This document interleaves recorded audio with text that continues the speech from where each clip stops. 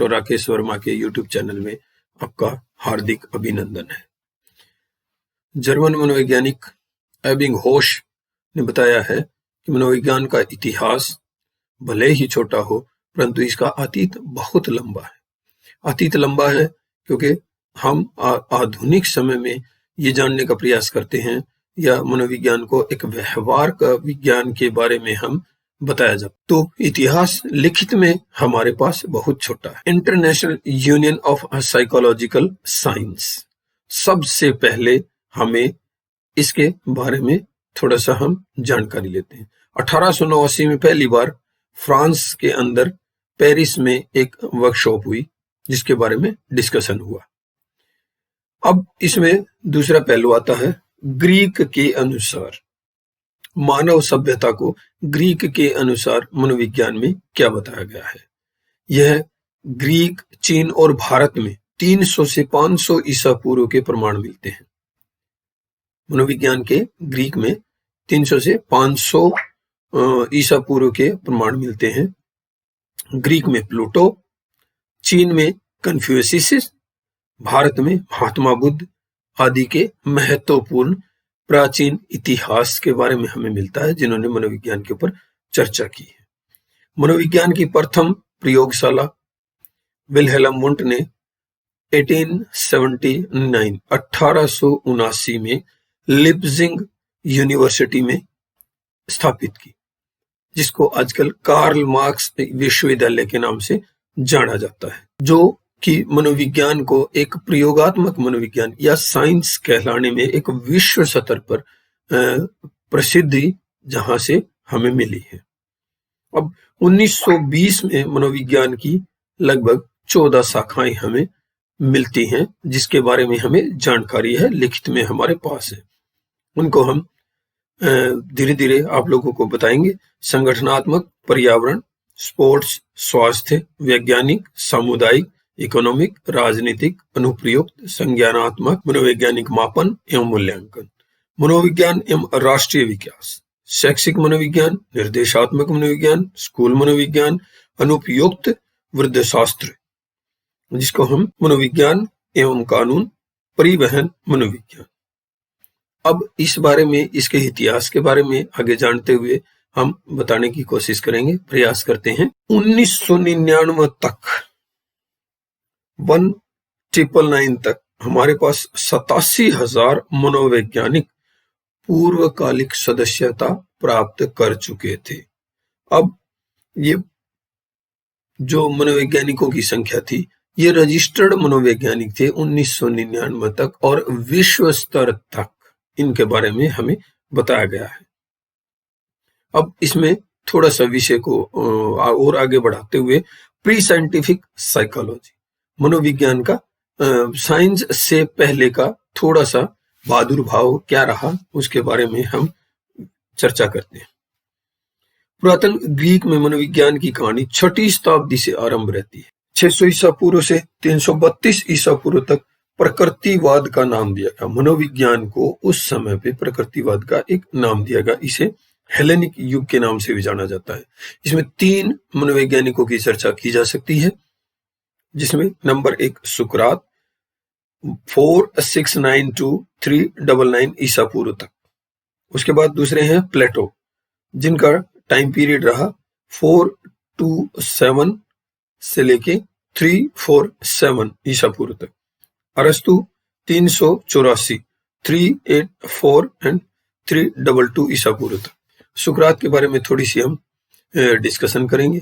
मनोवैज्ञानिक पहलुओं के साथ साथ इनका जो कार्य क्षेत्र था वो विभिन्न तरह की विषयों के ऊपर रहा, जैसा कि हम कह सकते हैं राजनीतिक व्यवहार, आचार शास्त्र, अर्थशास्त्र में भी इनकी काफी रुचि रही। अब इनको पहला समाज वैज्ञानिक कहा जा सकता है। समाज के ऊपर डिस्कशन करने वाले, समाज के ऊपर विचार विमर्श करने वाले पहले वैज्ञानिक, समाज वैज्ञानिक के रूप में इनको कहा जा सकता है।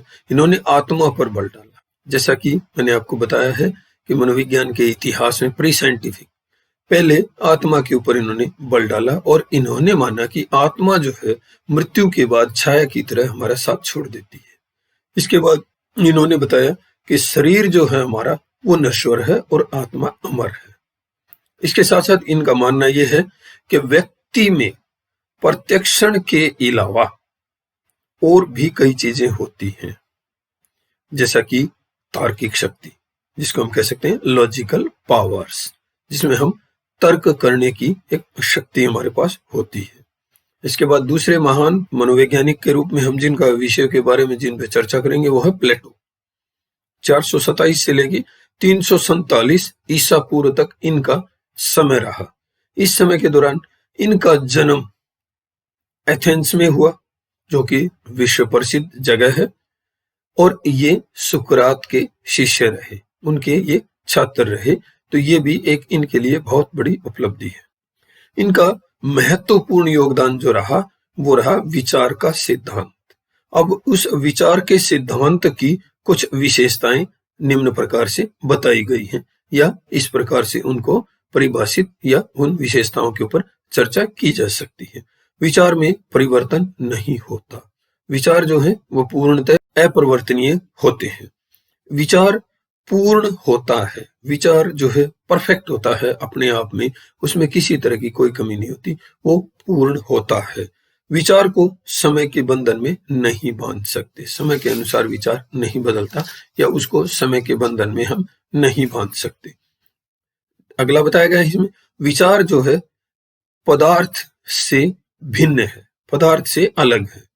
इसी प्रकार सुकरात के समान ही इन्होंने भी आत्मा को महत्वपूर्ण बताते हुए 3 तत्वों की प्रधानता के ऊपर अपनी रिसर्च को, अपने प्रमाण दिए हैं इन्होंने। नंबर 1 उन्होंने बताया है व्यक्ति का नैतिक गुण, मॉरल क्वालिटी जिसको हम बोल सकते हैं। दूसरा बताया है चिंतन, थिंकिंग। तीसरा इन्होंने बताया कि बहुत सारी क्रियाओं का व्यवहारात्मक स्रोत। तो अब इसके बारे में अगर थोड़ा सा हम जानना चाहें तो व्यक्ति का नैतिक गुण, मोरल एथिक्स क्या होते हैं, नैतिक गुण व्यक्ति में क्या क्या होने चाहिए। आधुनिक समाज में हमें इनकी बहुत ज्यादा आवश्यकता है और ये नैतिक गुण हमारे लिए बहुत जरूरी है। चिंतन होता है हमारी किसी भी समस्या का संभावित समाधान के लिए विचार करना। उसके बाद बहुत सारी क्रियाओं का व्यवहारात्मक स्रोत, बहुत सारी क्रिया जो हम काम करते हैं, जो कार्य करते हैं, उनको व्यवहार के रूप में हम किस तरह से इस्तेमाल करते हैं, इसके बारे में। प्लेटो ने भी आत्मा को अभौतिक माना है, भौतिकतावाद से परे माना है प्लेटो ने, सुकरात की तरह ही। और इन्होंने माना है कि आत्मा अनश्वर है, आत्मा नष्ट नहीं हो सकती। इसी प्रकार जैसे तीसरे महान वैज्ञानिक हैं जिनके बारे में हम चर्चा करेंगे वो है अरस्तु। इनका जो समय रहा वो 384 ईसा पूर्व से 322 ईसा पूर्व तक। इनके बारे में एक विश्व प्रसिद्ध और ऐतिहासिक घटना है कि ये सिकंदर के गुरु थे, जो यूनान से सिकंदर था जिसने विश्व विजेता होने का दावा किया है, उनके ये गुरु थे। इन्होंने उनको इस तरह से मनोवैज्ञानिक रूप से प्रभावित किया, मनोवैज्ञानिक रूप से इस तरह से प्रिपेयर किया, तैयार किया कि उनको ये लगा कि वो इस विश्व को जीतने के लिए एक भगवान का या उस आदि शक्ति का एक प्रतिबिंब बन के वो इस धरती पर आए हैं। तो इन्होंने ये जो है एक अप्रतिभावान व्यक्ति थे।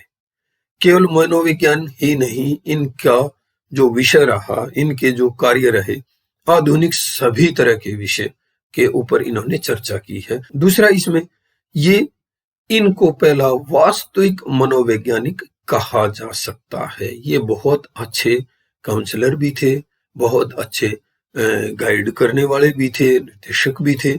इस तरह से इनको पहला मनोवैज्ञानिक कहा जा सकता है। इन्हें मनोवैज्ञानिक के जनक के रूप में भी माना जा सकता है। तो दोस्तों, ये मेरी पहली वीडियो है।